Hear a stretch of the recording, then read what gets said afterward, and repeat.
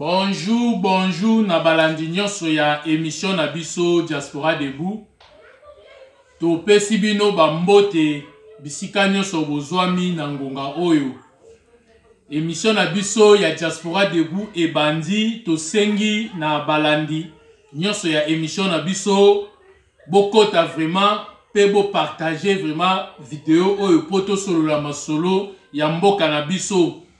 Tangu to kabolaka makambo o ezoleka na mboka na biso ekoki tangu to partageaka ba actualité ya mboka na biso ekoki to sengi vraiment na bino bokota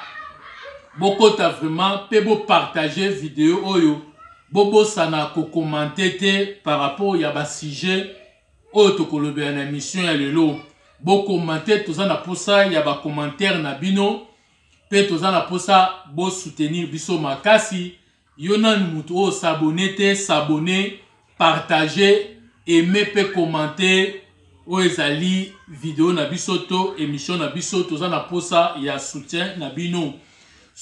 bino ezosala biso malamu mingi kolandaka ba émission na biso na ebandeli kino na suka pe ezali soutien ya makasi oyo bino bozali kopesa na biso. Soki bozali kolanda ba émission na biso na ebandeli pe kino na suka bozo bakisa un plus na ba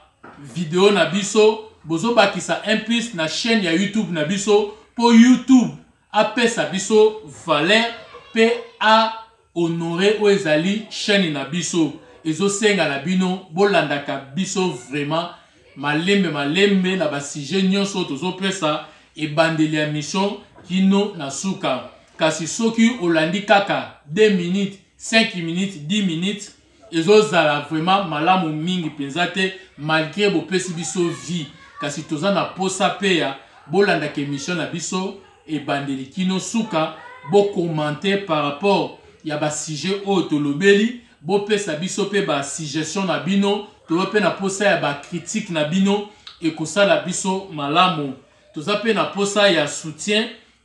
ya batu o nyonso bakozala toucher ba moni ke sengeli ba soutenir biso toza vraiment na posa pe ya ba partenaire na kati ya chaîne ya YouTube na biso to na ba émission na biso tozo sala toza na posa ya ba partenaire toza pe na posa ya mabondeli na bino ya ba conseil na bino toza nango vraiment posa. To biso nyonso toyebi ke émission na biso ya Diaspora Debout to bandaka yango na konetola kombo na Yesu Kristo toye konetola lisusu kombo na Yesu Kristo likolo na nyonso na émission na biso ya lelo. Yesu Kristo azali nzambe véritable, Yesu Kristo azali nzambe papa, yende nzambe créateur, yende mokonzi pe mobikisi na ngai na yo ozo kolanda émission na biso tondimela ye totia foi epa na ye quelle que soit difficulté ekokomela biso parce que na se ya moyo tolinga te bitumba ekoyela biso monguna akobundisa biso d'une manière d'une autre kasi soki tobungisi kondima nde monguna akoprofite. Bible ezoyebisa biso résister au diable il fuira loin de vous. Soki o résister te monguna to satana akokima te. Satana kima kaka na mutu aza ko résister. Siko po o résister na satana il faut za mutu aza na kondima kati na Yesu Kristo. Soki otie kondima no na Yesu Kristo okobanga te otie kondima o résister na mikakatano na ba difficulté na bitumba nyonso ekoyela yo okomona ekoleka nango parce que potolonga na se ya moi pe na mokili oyo esinga biso kaka tozala na kondima nde ezosala ke tozala agréable liboso ya nzambe nde ezosala ke nzambe papa asepela na biso po nzambe asepela kaka na bato baza na kondima bana nzambe babangaka te soki obangaka se koza na confiance ya nzambe na yo te se ke nani opesa nzambe confiance te kasi soki opesi nzambe confiance eya na moi eya na butu ndeko na ngai nayebisi yo kobanga eloko te quelle soit difficulté kokoya bitumba ekoki koyela yo mokili mobimba bakoki kosangana contre yo bakoki koya kobundisa yo kasi soki yoza na confiance na nzambe oyo ndimela o résister liboso na diable okomona bitumba wane koleka yo kobima molongi parce que biso ba chrétien to bundaka te po to longa kasi tozo bunda na elonga na biso parce que Yesu Kristo akokisa nyonso na ekulusu na ngomba Golgotha ye moko alobaki tout est accompli. Yango wana chrétien nyonso bisika yozo landa ngai kobanga te résister liboso ya diable akokima yo mutu o nani oyambi Yesu Masia lokola mokonzi pe mobisi na yo te ta yangoyo yamba Yesu Masia pesa bomoi na yo epa na Yesu Masia lokola mokonzi pe mobikisi na yo nde okobika yo pe libota na yo mobimba. Tonetoli kombo na Yesu Kristo likolo na bakombo nyonso. Tonetoli Yesu Kristo likolo na bokonzi nyonso, likolo na ba pouvoir nyonso. Yesu Masia oyo azali nzambe ya Abraham, nzambe ya Isaac, nzambe ya Jacob, nzambe ya République démocratique du Congo, nzambe ya Musée Aidi Nabala oyo azali pe ya réveil ya mboka na biso. Topesi merci na nzambe wana po aza kosunga biso, po aza kobatela biso. Tokoti na kati ya émission na biso ya lelo oyo tolobi guerre entre Félix Tshisekedi et Kabila na ngambu ya ba soi-disant opposants. Tokomi na ta ya guerre ya makasi e bandi oyo eza kosenga na Congolais nyonso à prendre conscience. Congolais tant oyo tozali ba payate tozali ba étranger te na makambo ezoleka na mboka, tozali bana ya mboka, tozali ba partisans. Il faut to participer na kati ya bitumba oyo ki tozala kaka lokola bato oyo baza kotala bayaki na bango kaka batala makambo ndenge ezoleka po bayeba nana koganye to nana kopola ezali bongo te. Tant oyo tozali esenga biso nyonso ba Congolais tokota na kati ya bitumba oyo tosangana parce que banguna ya Congo bazo sangana baza ko se préparer makambo ya minene makambo ya mabe pona biso peuple congolais to pona mboka na biso République démocratique du Congo. Soki ngana yo to lali, soki ngana yo to komi distrait to koti na distraction, soki balongi ko manipuler ngana yo esili mboka ekei. Yango wana eza kosenga totelema tozala conscient tozala ba patriotes pona mboka na biso to bundela patrie na biso. Yango wana bazoluka batake oyo azali président na biso, oyo azali papa na biso, oyo azali leader na biso, makila na biso. Yango wana bazoluka batake parce que Bible ezoloba ke monguna akobeta berger bapate bakopanzana. Po monguna alonga bapate, il faut a détruire berger. Berger na biso Félix Antoine Tshisekedi Tshilombo. Yangwana basangani groupe bazoluka ndenge nini bakoki ko éliminer. Yangwana ezosenga yo Congolais zwa conscience toluka ko protéger président na biso Félix Antoine Tshisekedi Tshilombo, toluka ko bondela pona ye pe pona mboka na biso pe biso nyoso ba Congolais tozala ini ekosala biso malamu po tobikisa mboka na biso. Après toko solola lisusu oyo ezali dimension ya FARDC na biso ndenge baza komata puissance ya FARDC ezo komata ezaka kokende liboso bauti ko récupérer oyo ezali village ya Mushake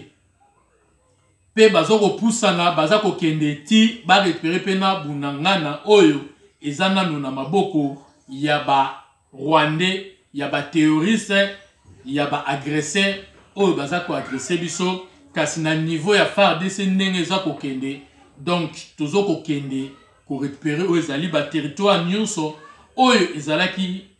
ezali occupé na ba Rwandais. Ndenge kaka président alobaki soki na nzela ya négociation esimbi te il faut tokende na nzela ya guerre. Yango wana tozali ko se préparer, pour semi-préparer, toujours se préparer pour na kobunda, pour na récupérer où ezali ba territoire nyonso eza occupé. Après toko kende lisusu na déclaration ya Kadima autaki kosala pe asengi na ba candidat pe ba parti politique nyonso ba se préparer à conséquence ba luka bazala na ba témoin kasi ba pesa confiance te na ba observateur bayaka na bango kaka ko observer baye batali kaka ndenge lekaki bakei kasi soki yo zali candidat to parti politique na bino boza ba candidat il faut vous préparer ba témoin na bino oyo bakoya ko surveiller pour na bino pour ba memela bino ba preuve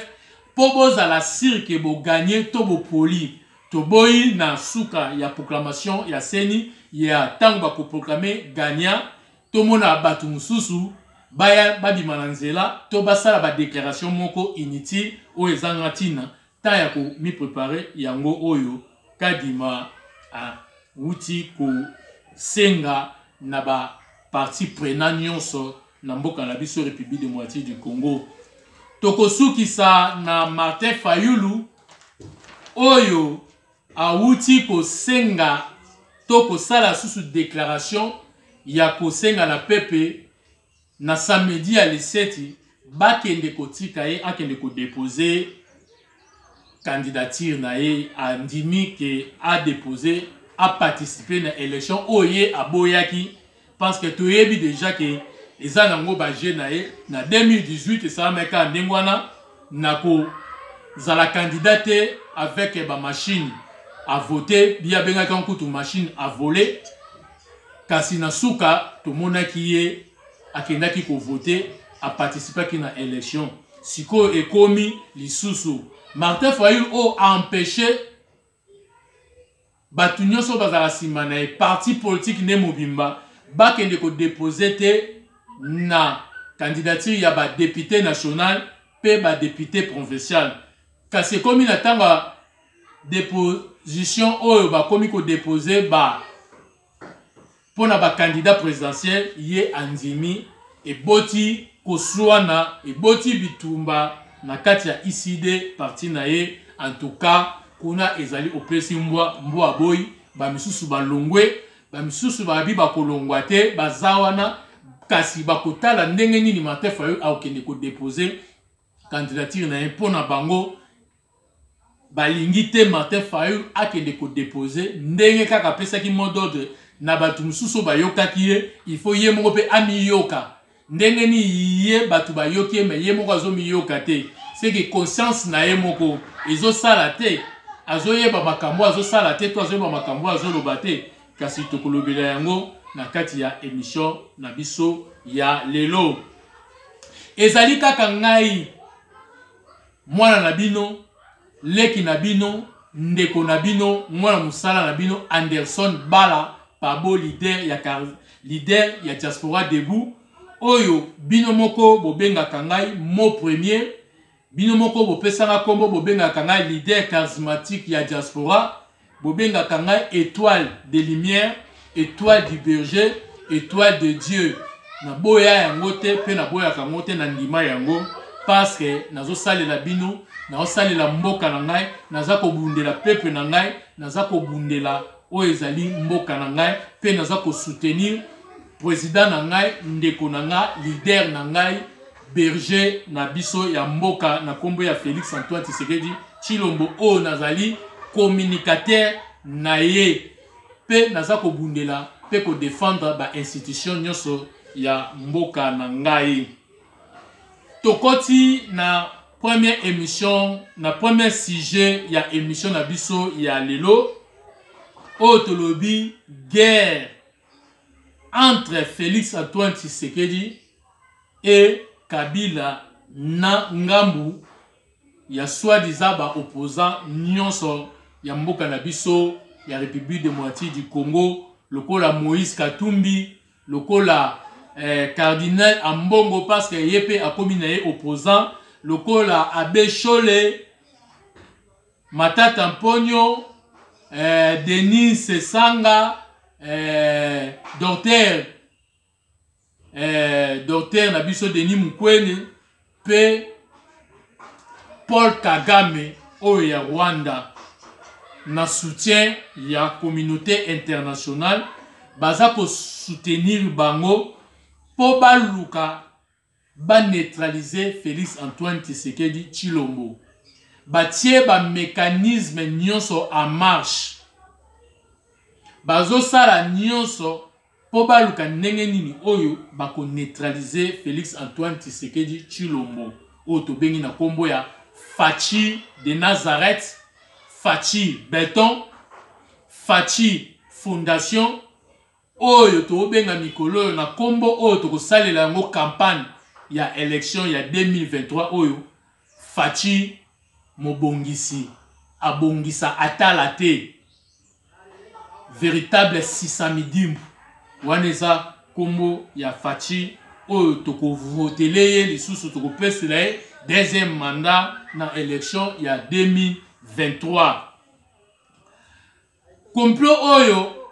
Joseph Kabila nangambu na batu na ye oyo nyonso baza na bango complot bazolala te baza koluka ndenge nini bakoki kosala plan na bango ya liboso ezali il faut ba assassiner président de la République ouais eza plan na bango ya liboso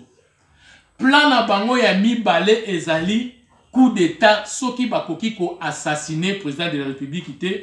il faut basala coup d'état ne tomonaki Monseigneur Cholé ne alobaki ke soki élection eleki sans bango ba auditer fichier électoral mutu moko bo encourager moko akobima po asala coup d'état malgré alingi akosa biso a récupérer malobana lobake alobaki bongo te pe biso to comprenaki yete biso to comprenaki ye yende amimoni ke abimi na poisa alingi siko abatama kasi azana pesa ko batama te babatama ka batu na sima ya tiji ya kombo te songo batama kende ko batama na sima ya ndaku to na sima ya nzete ya baoba munene okoko batama batu ba omono te kasi okoko tsa nzete ya kombo te okyo batama na sima ya tiji moko ya nzete ya kombo ekosimba te okomona na bobimba ekoka kobomba yo te Monseigneur Cholé alinga kende kobatama na sima nzete ya kombo esimbi te abimi na poisa asi alobaki pe plan na bango esi emonani pe esi eyebani na kati ya plan na bango ndenge bazali komibongisa soki coup d'état esimbi te il faut basala nyonso ba empêcher élection esalama te ndenge nini bakoki ko empêcher élection esalama te il faut ba kolisa ba multiplier insécurité to na pembeni ya ba élection il faut baluka batia désordre moko oyo ekoki kozwa Congo mobimba kasi soki bakoki kolonga Congo mobimba te ezwa ata na ba ville moko stratégie ya mboka neti Kinshasa Katanga na ba province mususu ya este na Équateur baluka ata ndenge nini bakoki kotia ba désordre na ba Congo na Bandundu na Congo central na Bandundu donc baza ko se préparer baza ko étudier ndenge nini bakoki kosala pona bango ezali ndenge wana soki bakoki kolonga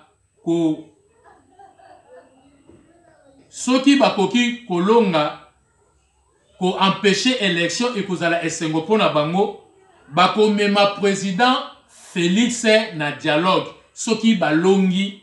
bakoki ko empêcher o ezali élection esalamité bango bako mema président Félix na dialogue et na dialogue nde bakozwa président Félix parce que bakosala partage ya pouvoir pe bako libérer tous les prisonniers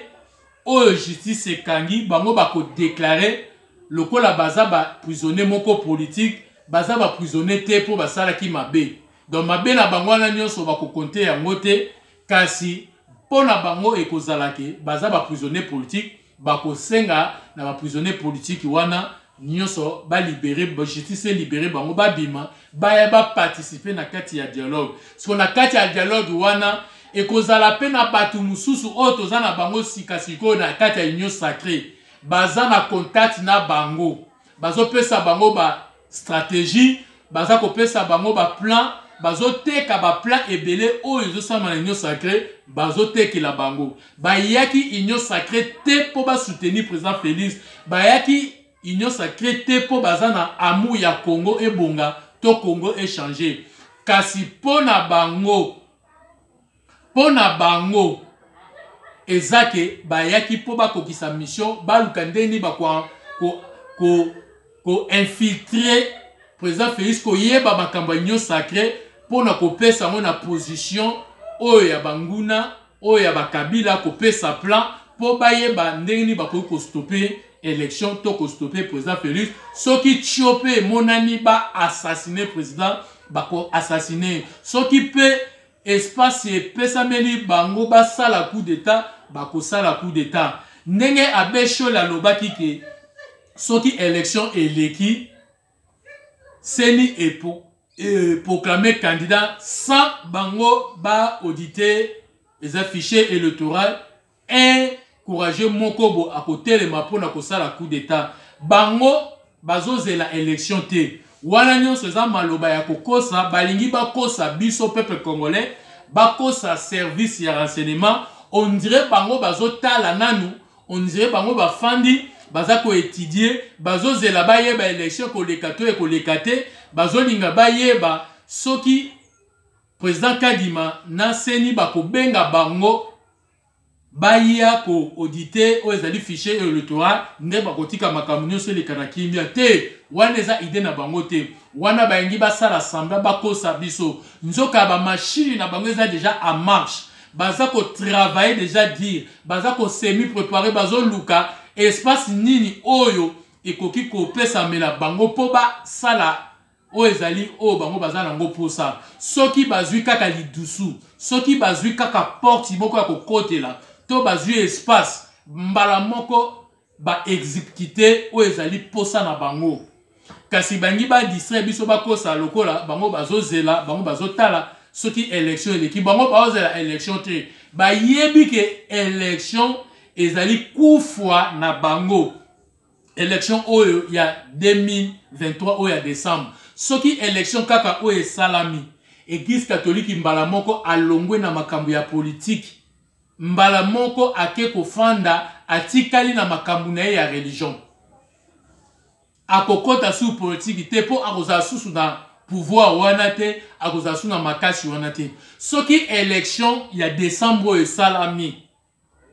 ba politicien nyonso pourri ba traître ba infiltré bango nyonso bakozala en écart bakolongwa na classe politique et tokozwa nouvelle classe politique ba leader ya sika ba jeune ba o baza na vision ya kitoko pona Congo sikoyo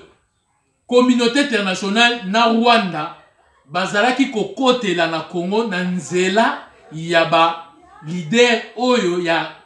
classe politique na biso ba leader pourri ya classe politique na biso ya lelo yango wana bazoluka mwenyo so ba mema biso moins ta na dialogue pour na kati ya dialogue nde ba leader wana nyonso baza na kati ya classe politique na biso bakotika la bakolongwa lisusu te nde kosala ke bakozala na capacité pe facilité ya ko empêcher o ezali Congo et développer te Congo et ke liboso te bakozala na facilité ya kosala o ezali posa na bango ya ko longa kolongola président Félix Antoine Tshisekedi Tshilombo na mutu ya mboka pona kozongisa su mboka na maboko ya Rwanda to zonga lisusu na esclavagisme po ba Rwandais batuti baniata biso batambola likolo na biso tala kaka constitution o ba changeaki na article 51 ndenge balobaki ke Congo na biso tozali na 450 dialecte 450 kasi bazoloba ke Congo na ka ya ba problème il faut gouvernement et soutenir peuple o bazali minorité nzoka na 450 ya ba dialecte na biso ba nyamulenge to ba nyarwanda ezalaka te toyebi yango te kasi comment bako changer constitution baloba ke na ka ya ba problème il faut gouvernement et soutenir ba minorité pour na bango ezali ba nyamulenge ba tuti rwandais o baya ba koma ba congolais il faut que luka ko pesa bango espace mabele na ka ya désordre soki bazali na kati ya insécurité yango to monaki bango nyoso to monaki ba tuti ba o ba mibatama na kombo ya ba nyamulenge nde ba koma ko lobake o toza na kati ya insécurité elongi na biso ekomi na insécurité liboso ya ba congolais bakomi ko benga biso ba rwandais biso toza ba rwandais te bakomi ko menacer biso toza sous na insécurité te bakomi ko luka parce que ba yebaki deya eza déjà na loi moko na constitution o basi balobaki ke soki bango baleli insécurité il faut ba luka mabele moko ba pesa bango ekoma ya bango pona bango baligaki minembwe ekoma mabele na bango po bango na bango bafanda kuna pona ko sécuriser bango siko soki bapesa ki bango communauté internationale ainga otinda batuto oni MONUSCO ezala mboka na biso elingaki ezwa mbolo moko sécurité na bango kuna et protéger bango biso tongaki tozwa susu makasi ya okende kuna te pe tongaki tokota su kuna te donc engaki koma ya bango engaki ezala déjà ebandeli ya balkanisation kino baengaki ba déclarer ngo lokola pays mususu na kati ya constitution Kabila ndenge ba changer ba lobby lisusu na kaya désordre pona koluka kimia na ba pays voisins to ba pays mususu africain soki désordre leki pona mabele RDC ezali capable ya ko libérer mabele ya ko pesa na ba paya pona koluka kimia eza déjà moins o basi ba préparaki pona balkanisation yango wana nzambe azabolingo nzambe apesi président Félix intelligence na sagesse pona kokima ozali ba piège na bango nyonso wana yango wana baza kokoka kosala eloko te yango wana siko bayebi ke soki élection ya décembre eleki tozokende mbala moko na réforme ya ba constitution ko changer makambo bango nyonso o bango bataki ezaki na avantage na bango makambo nyonso bango bataki pona ko infiltrer biso to pona ko botola biso ba congolais pouvoir na mboka na biso République démocratique du Congo mobimba il faut biso ba congolais to zongela pouvoir nyonso na République démocratique du Congo na mabele nyonso ezali ya biso ezo dépendre na biso ozali mupaya toko yamba yo kasi il faut o respecter o ezali ba loi ya mboka Yangwana tomoni ke lelo oyo ba moni déjà ke ba komi en danger. Ba komi en danger vie na bango ekomi na suka carrière politique to carrière na bango na mboka na biso et sili misu na bango likolo mboka na biso eza susu te maboko na bango e bande ko yiba e bandaki kozwa richesse ya mboka na biso ezoko asu ko yiba te ba porte nyonso oyo bango bazali ko yibela eza ya ko kangama. Yangwana bazo koka lisusu te yangwana bazo luka ndenge nyonso ba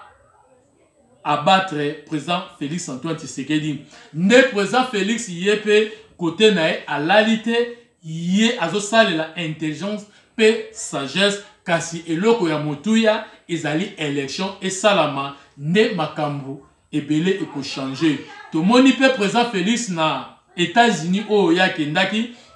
na 78e session ya Nations Unies président Félix azwaki maloba aningisi monde pe ba proclamer lokola meilleur président oyo ba pesi même trophée pe président John Biden président des États-Unis a déclaré à lobby que Afrique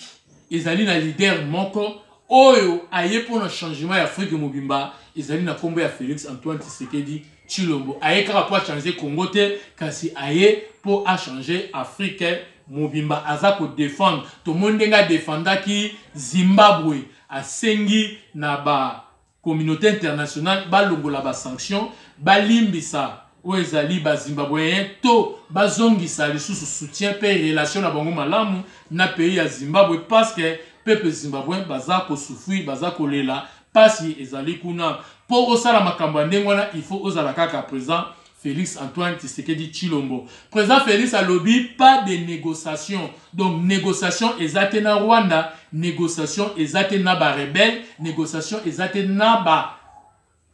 terroriste to na ba agressé toko négocier te. Toza komi préparer soki ba tosi o ezali ba accord o esinyamaki na Rwanda te na Angola, soki ba tosi processus oyo esalamaki na Nairobi na Kenya soki batosi yango te toko kende na nzela ya Fox na nzela ya bitumba toza mibali toza ko semi préparé déjà makasi pona ko zongisa kimia président Félix a déclaré alobi ta ekoki tokotisa kimia pe totelemisa o ezali autorité ya l'État na mabele nyonso ya République démocratique du Congo surtout na mabele oyo ba rebelle ba rwandais ba terroriste ba agresseur bazalaki to baza ko occuper tango ekoki to récupérer yango to monaki biso nyonso président Félix ndenge tango pa leki na ba médias américains ba médias internationaux à répondre par rapport ya justice a dit makabo ya justice soki bakangi mutu eza makambo etali te justice bazali institution indépendant oyo esengi basala makambo na bango na lolenge ya malamu po azape na makambo susu oyo a regretaka na façon ya travail ya justice kasi so justice basala busala yaza na eloko ya koloba te. Président Félix alakisaki ke ye aye pona ko changer histoire ya peuple congolais nde asengaki na États-Unis bakata soutien na bango na Rwanda tomoni lelo États-Unis akati o ezali soutien na Rwanda coopération militaire aux États-Unis bazalaki na ngo na Rwanda lelo eza ya kokatana donc diplomatie ya président Félix ezoyokana pe président Félix akomi un homme moko fort o voix na ye ezoyokana soki alobi mokili pe bayoki pe ba grande puissance pe babandi ko salela yango donc président Félix pe akomi un homme influent un homme fort na mokili oyo nzambe nde atomboli apesi force pe capacité donc tozala na esengo po aza pe kotombola la République démocratique du Congo pe kozongisa honneur ya peuple congolais to pe seka deuxième mandat to komona makambo nini oyo kosalama oyo esalamaki na premier mandat da 2 ans oya suka oyo banda tanga kati coalition ya FCC cash biso nyonso tomoni francophonie ndenge salami siko oyo koya na deuxième mandat koleka francophonie en tout cas Congo mobimba ekokoma ta mususu New York d'Afrique ekokoma États-Unis d'Afrique Congo na biso wana Congo eko changer en tout cas tomoni Moïse Katumbi na préparation nende azo sala ye azolinga lakisa lokola mutu azo préparer o ezali ba élection azo sala lokola mutu aza kokende ko mobiliser peuple ko sensibiliser mais nzoka tournoi azo sala ezali bazo luka province nini o bakoki kozwa espace po bafandisa base na bango po baluka ndenge nini oyo bakosala désordre na République démocratique du Congo wana ezali nde tomona Moïse parce que ba boyokani oyo Moïse na Kabila basalaka ezaka ke Kabila aosala 10 ans akotikela Moïse nde Kabila lukaki a dribbler Moïse nde bisika bitumba na bango e bandaki Moïse abisaki ete toyokana ibongo te toyokana ki yosali 10 ans otikelinga ngape na osala 10 ans ngape na kotikela Ruberwa 10 ans Ruberwa pe akotikela soki bisengani bisingimana soki otikela soki Moïse Nyamurabo donc eza bani na bango ndenge basalaki base preparaki oya sali 10 ans atikeli mutu mususu kino bakolonga ko bakanize Congo mobimba ya kokotisa peuple tout ba se multiplier bazwa Congo mobimba en otage biso peuple congolais babimisa biso to kende ko telenga la libanda to zanga mabele tozanga mboka. Sikoyo na kobebana na bango wana tangu président Félix aye kozwa pouvoir bango na bande bamona ke faible bayebaki ke bakobotole pouvoir akosala ne lokote kasi tangu bameki nyonso esengelaki basala esimbi te nde tomonaki réconciliation ya soi-disant bakatange Moïse Katumbi na Kabila oyo basaki réconciliation nzoka bayokanaki ke 10 ans oyo etikalaki ezali 10 ans ya yo Moïse Kabila ndimaki ke akosoutenir Moïse basala nyonso baboto la pouvoir na Félix po bapesa Moïse asala po Rwanda azwa biso susu a otage yangwana lokola Moïse nde azali acteur ya banguna ya Congo ya lelo yende azali lokola principal acteur principal o azako jouer o esengeli yenda zo esika yangwana zo boma nzoto yangwana zo lala te yangwana zo tambola si to moni ndenge azo sala ba tourno azo sala eza bazo luka kaka bisika nini oyo bakoki kotia base na bango bisika nini oyo bakoki kofandisa makambo po ta ekomi mukie kala mingi te tokende na ba élection soki élection eleki kaka bango balali bango bakufi bango basuki suka na bango ezali yango wana tomoni Moïse azo sala tournoi yango to sengi na service ya renseignement balala te batelema vraiment pe gouvernement pesa makasi na service ya renseignement pe ya sécurité batelema ba travailler pesa makasi ba multiplier ba effort na bango parce que tant auto komi soki to lali pongi soki to za distrait to ya ko sutuka mabemo ya makasi ekoya yango wana tozo senga vraiment na gouvernement tozo senga na président Félix Antoine Tshisekedi Tshilombo bolala te botelemisa vraiment botia makambo nyonso en marche makoki pona ko sécuriser peuple pe ko pesa kimia na tous les 26 provinces bon négliger à ta province mon côté parce que baza ko semi préparé na tous les 26 provinces bazo luka bisika nini oyo bakotia ozali base na bango po basala makam na bango bamekaki na Tanganyika esimbi te Zoé à perdre asi à perdre déjà ozali kozala gouverner basi balongola e bameki na Katanga kuna ezosimba te balingaki bamekango na Bandundu lelo eyebana ke Martin Fayulu aza na ye ya Bandundu te aza congolais te ba vérité nyonso eyebana ke papa ya Martin Fayulu na papa ya Pepe Kale baza leki na yaya bazali ba sénégalais ba congolais te lelo vérité nyonso eyebani matata mponyo ayaka na mboka na biso lokola rwandais Lunda Bululu ancien premier ministre na biso ayambaka bango matata mponyo ndazalaka leader ya délégation wana lokola leader ya ba étudiant rwandais na kati ya RDC donc wana eza nango susu likambo ya kobomba te pe ya kosa te eyebani ke matata mponyo aza étranger Denis Mukwege docteur mama na ye moko azali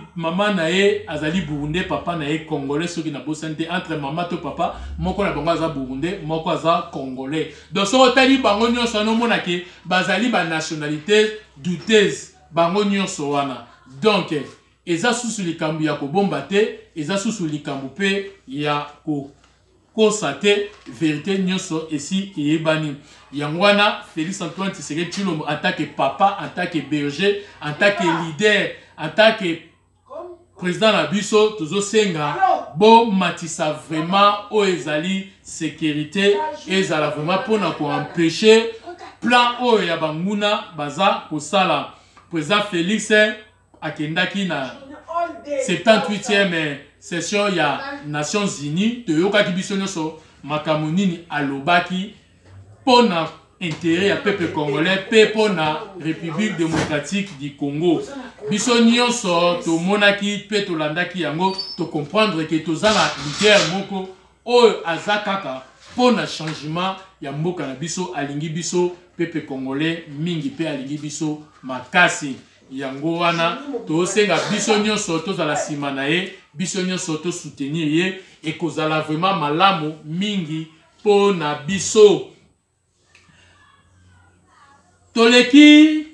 na likambo ya mama Sifa andimi collaborer na justice andimi aloba vérité parce que Diomi Numbi asi alobi nyonso eloko ya kobomba ezalité ne justice na biso basali malamu balongoli mama Sifa na Katanga bayene na Kinshasa pona ko protéger poto boy baboma ye ndenge babomaka o ezalaki général camarade ya Kabilo ya Rwanda onani général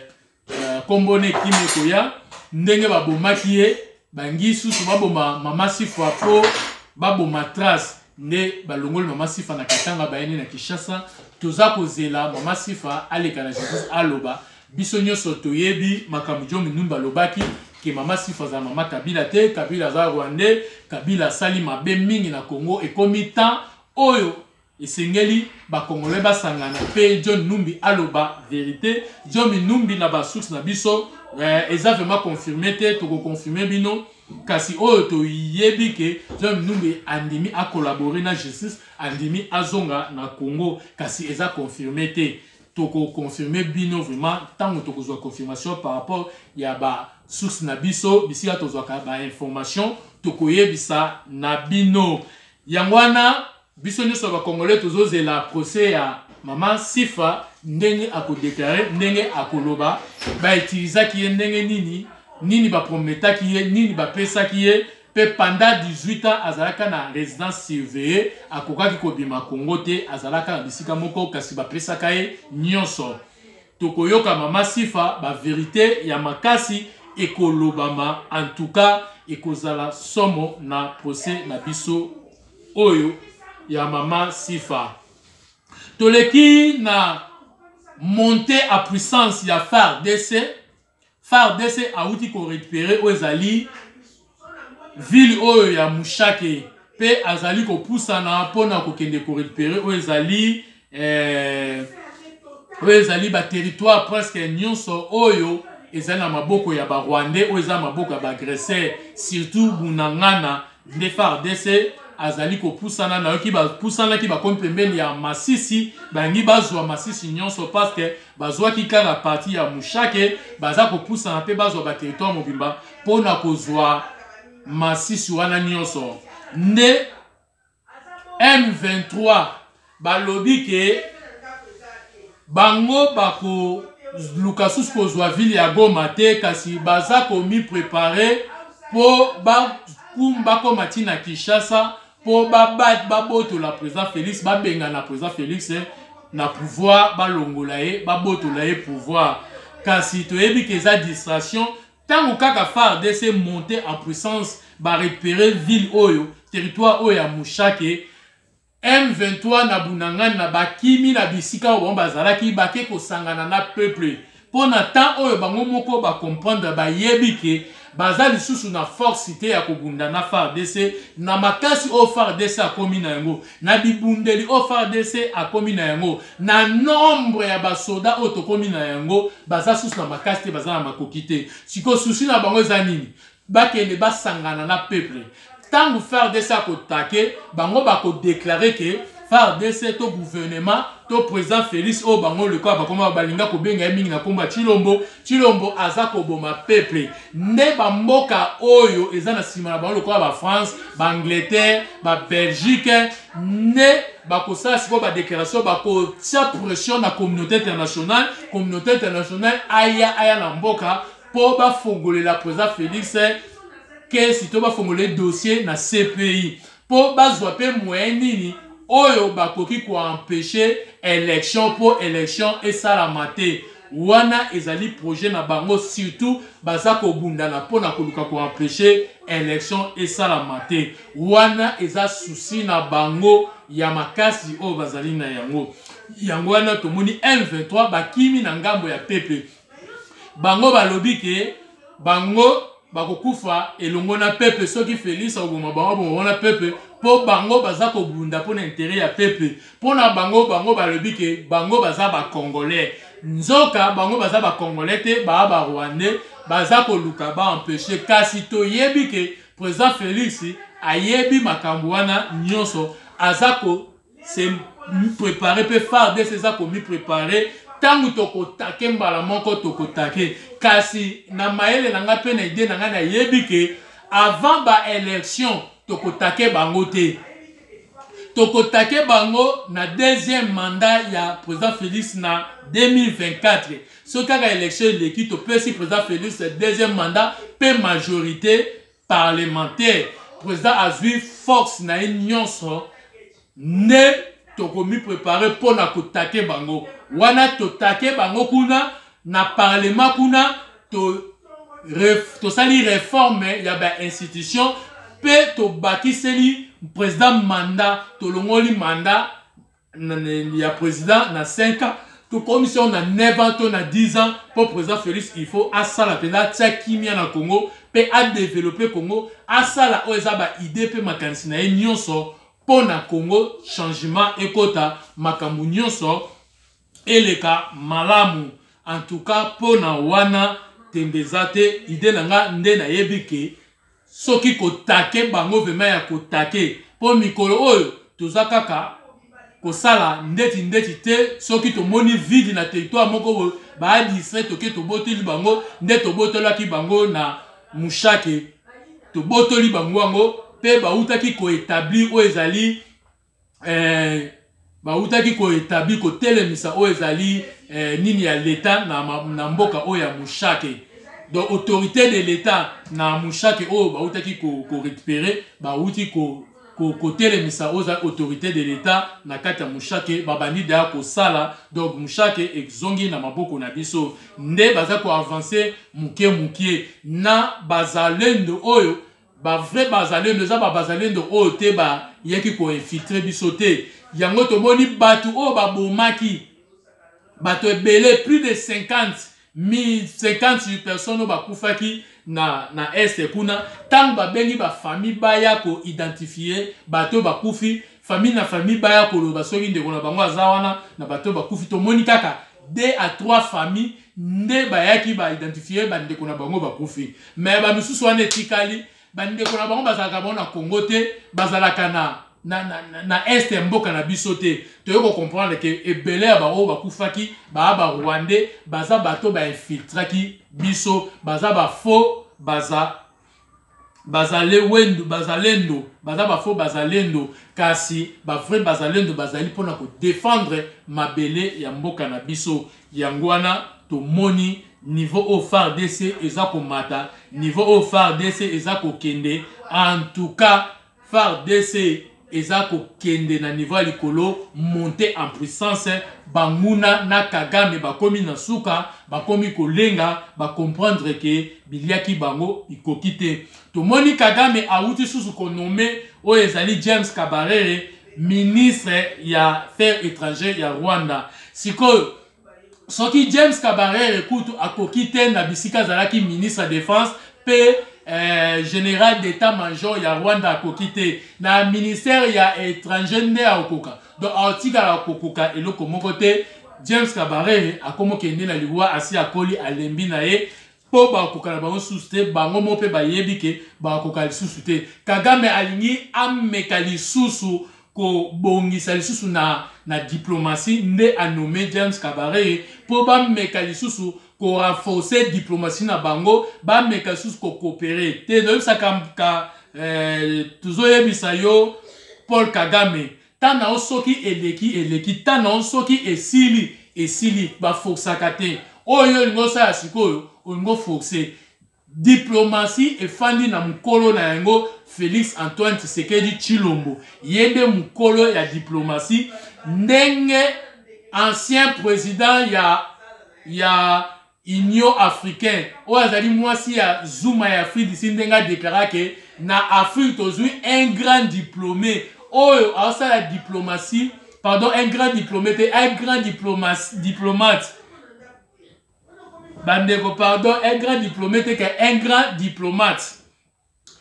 grand diplomate oyo tozui na kati ya Afrique c'est Félix Antoine Tshisekedi Tshilombo yangwana Rwanda balingi basala diplomatie moko ba forcer ba luka ndeni ba ko gagner sous communauté internationale ndeni ba ko gagner sous ba grand puissance kasi tana bango eza sous tana bango ici eleki leader ya diplomatie Félix Antoine Tshisekedi yende asimbi nyonso amen pe eloko ya kolobeza te makambo azosala ezomonana misala oyo azosala ndenge akoki koconvaincre États-Unis bakata soutien na bango na Rwanda pe bakata coopération militaire oyo bazalaki nango na Rwanda. En tout cas diplomatie ya lolenge wana eza diplomatie ya likolo po ba nzima yo. Toleki na déclaration ya président ya CENI Denis Kadima oyo autaki kosala déclaration. Denis Kadima alobi asengi na ba parti politique nyonso pe ba candidat nyonso oyo ba uti déjà ko déposer ba candidature na bango ba se préparer vraiment malamu pe baluka bazala na ba témoin na bango pe kasi ba pesa confiance na ba observateur te parce que ba observateur ba yaka na boka kotala ndenge nini makambo eleki kasi bazalaka ni na pouvoir ya ko déclarer to bazana ni pouvoir ya ko proclamer ba ko déclarer te pe ba ko proclamer te bango bazala kaka baye batali ba moni likambo nini elekaki esili na yango yangwana soki bango ndenge Martin Fayulu azolobake azala confiance ya Seniko ayebake Seniko to Église catholique baza ba observateur bazali ba témoin te ndenge Moïse Katumbi atiaki bango na 2018 na élection oyo ya président Félix aganyaki yango monaki bakokaki vraiment koloba te pe bango moko na suka baloba bango par rapport ya misala na bango ndenge basaki bazalaki kaka na résultat ya 43%. Siko 57% bazalaki na ngote. Même na 43% wana mutu azalaki na pourcentage ya likolo plus de 20 ezalaki président Félix. O etikalaki wana ezala ba député na ba candidat nyonso na ba kambula. Donc ba observateur basala na bango eloko te. Yangwana toza koloba na ba candidat nyonso pe na ba parti politique nyonso bo se préparer vraiment to boy to ya komona lisusu batu baya kobima na nzela baya koleka na ba media basala ba déclaration ba yibi biso victoire to boy vérité des ines to boy boya kofinga lisusu wana to boy yango tozali na posa ya boluka ba témoin na bino ba oyo bakosalela bino musala ba oyo bakozwela bino ba preuve po boyeba ke soki bo gagner to soki bo poli. Normalement tozala yango nde posa ezala bongo kasi to boy makambo oyo ya ote ba observateur international o ya ONG ya ba américain to ya ba israélien bango pe bazalaki wana bango pana bango tozui rapport bango ba pesi biso ba biki ngam na ganyaki metant ba retuna bango bazo boya na bango koloba to boy makambo wana tolingi bozala sérieux ba candidat nyonso ba o nyonso bandimi kotia mutu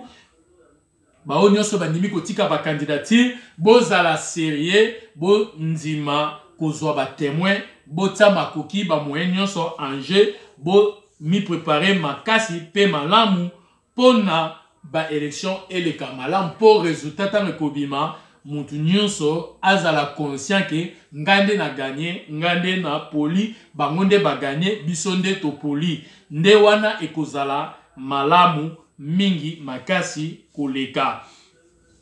Martin Fayulu a yeli susu ko déclaré alobi ke akozala candidat na élection oyo décembre ya 2023 to éviter est-ce que fichier électoral ebongi et komi malam ezali susu bien préparé pour epesa président Félix deuxième mandat na majorité to éviter confiance nini Martin Fayulu a ndimi kokende kotika élection alobi na samedi ya le 7 a sengi na ba partisans na ye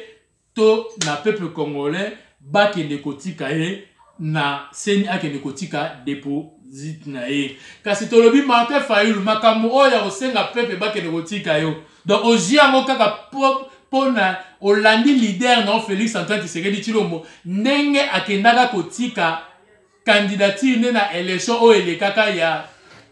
2018 ndenge alataka pembe donc yo okanisi ke eloko esalaka ke président Félix a gagné na élection po alataka pembe pe abengaka peuple bakenda kotika ye yango wana yo kanisi yango nde pesaka ye victoire te président Félix déjà azaki déjà na victoire parce que nzambe asa yebisa azaki na nzambe pe papa na ye nde azalaki l'homme le plus populaire du Congo oti akufi mutu akokane azate papa na ye nde atikeli ye eloko wana nzambe nde aponi ye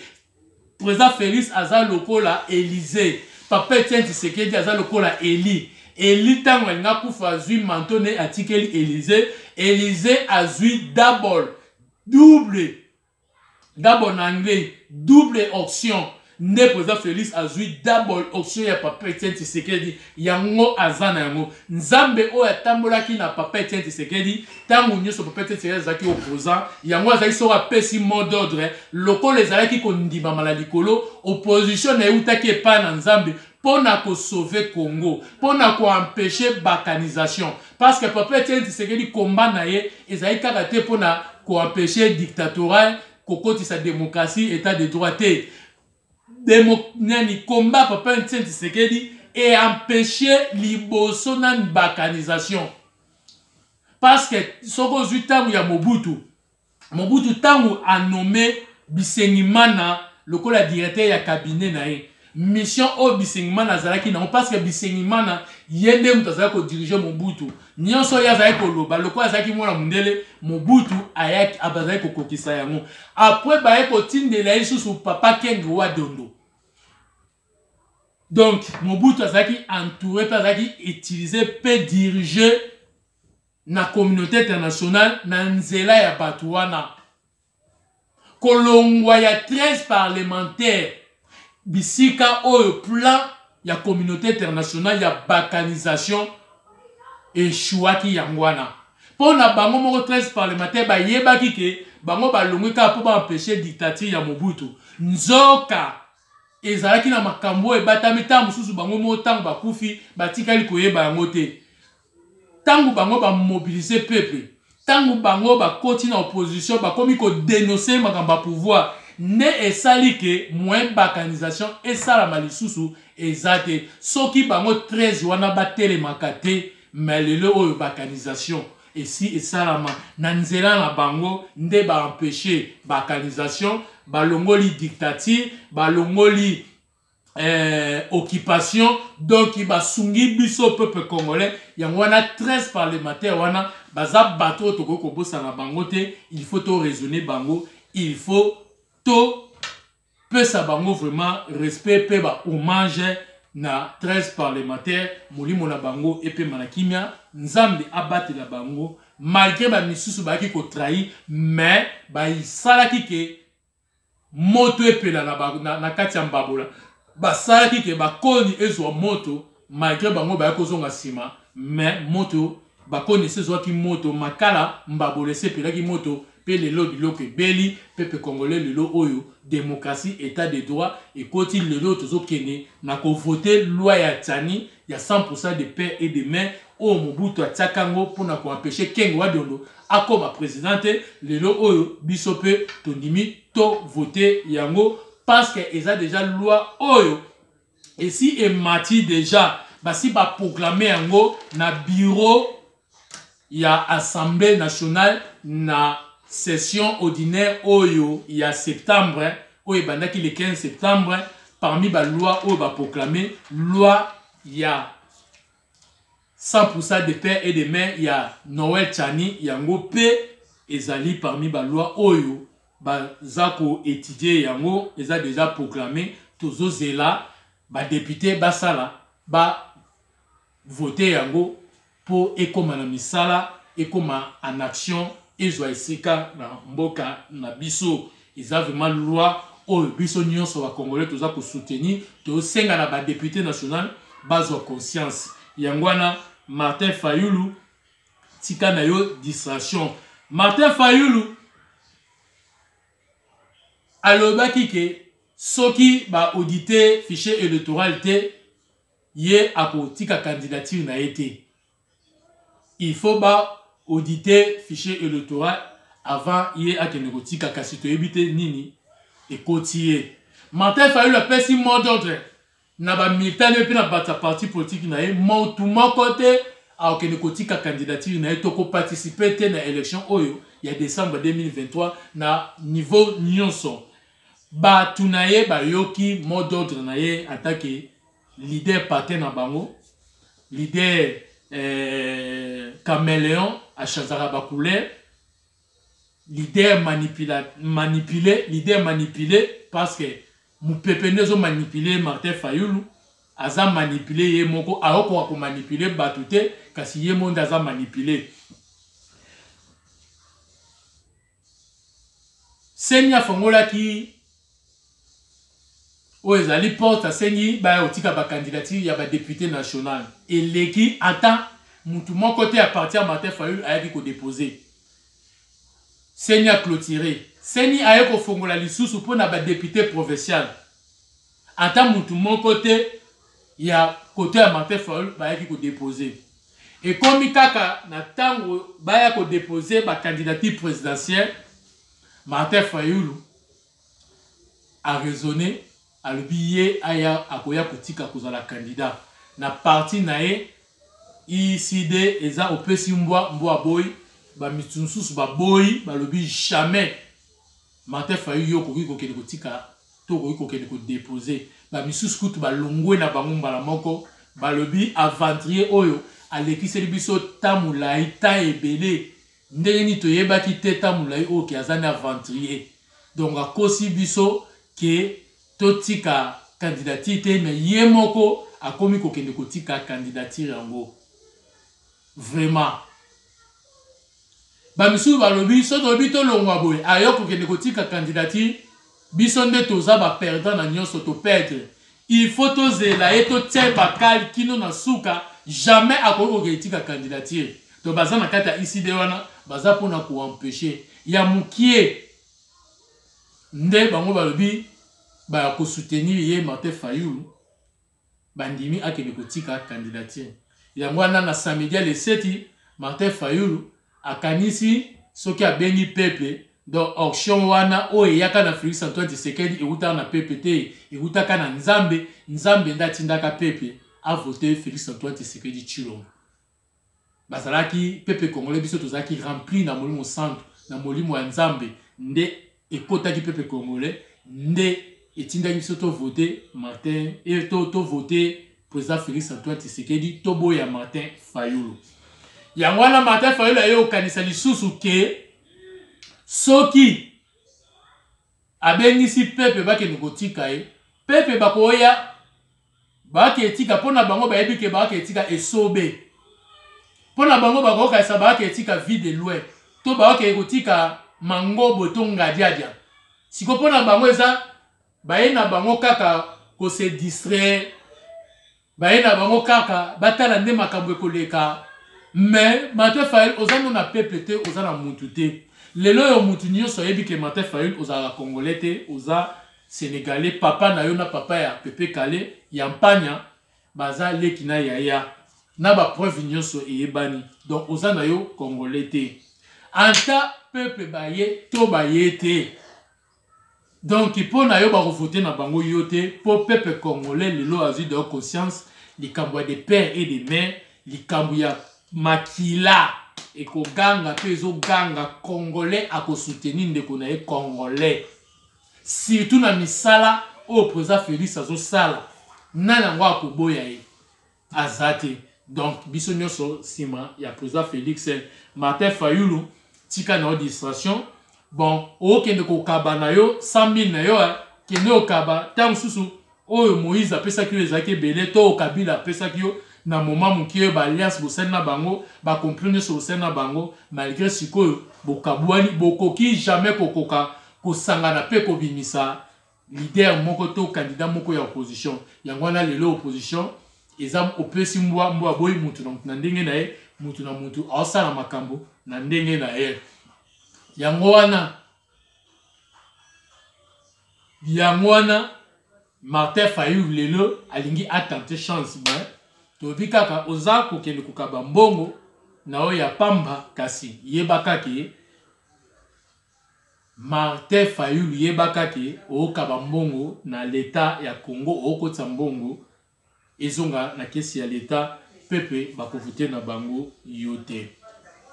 Merci balandi nyonso ya émission na biso Diaspora Debout. Tokomi na suka ya émission na biso. Nde tolobaka vive la République démocratique du Congo. Ya papa na biso Etienne Tshisekedi, super héros, père de la démocratie. Nzambe abate la molimo nepe manakimia. Vive la République démocratique du Congo. Ya Félix Antoine Tshisekedi Chilombo. Oto benga Fachimo Bongisi Abongisa Atalate. Vive la République démocratique du Congo. Ya Mouze Aedina Abala O Azali Père. Ya Réveil Oyo.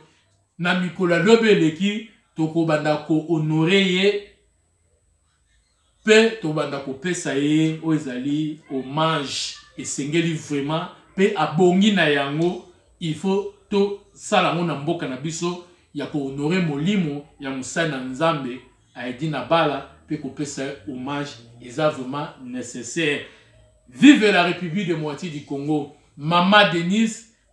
maman na biso, maman Moutea Malam, 100% des pères et des mères congolaises. Nzambe abate la yo maman. Merci na Moutea Malam. Merci na Motema Bolingo. Vive la République démocratique du Congo. Il y a Maman Mat Kassalo. Monument vivante. Au Canabiso, Nzambe abate la yo. Yoza Simeon. To pamboli République démocratique du Congo. To pamboli Pepe Congolais. Pe baladinyo so ya émission Nabiso Diaspora Debout. To kutani na mbalasima. Merci beaucoup. Bye.